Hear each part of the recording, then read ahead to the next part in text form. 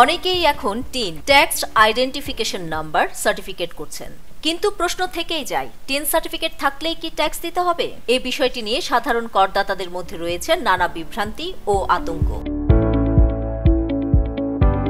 বিশেষজ্ঞরা বলছেন, tin certificate থাকলে ট্যাক্স দিতে হয় না, বরং যারা ট্যাক্সযোগ্য আয়ের আওতায় পড়েন না তাদের কেবল জিরো রিটার্ন দাখিল করতে হয় অনলাইনে। অর্থাৎ আপনার টিন সার্টিফিকেট থাকলেও যদি আপনার আয় করযোগ্য সীমার নিচে থাকে তাহলে কর দিতে হবে না। শুধু বছরে একবার অনলাইনে সহজভাবে জিরো রিটার্ন দাখিল করতে হবে। এতে কোনো ফি লাগে না, অতিরিক্ত কোনো টাকা দেওয়ার প্রয়োজনও নেই। এক্ষেত্রে করদাতাকে তার সব মৌলিক তথ্য অনলাইনে সাবমিট করতে হবে।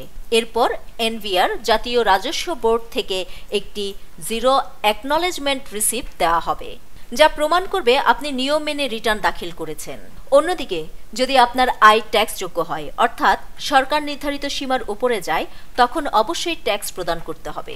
বিশেষজ্ঞরা পরামর্শ দিচ্ছেন, যাদের টিন সার্টিফিকেট রয়েছে কিন্তু আয় কম, তারা যেন নির্ধারিত সময়ের মধ্যে জিরো রিটার্ন জমা দেন।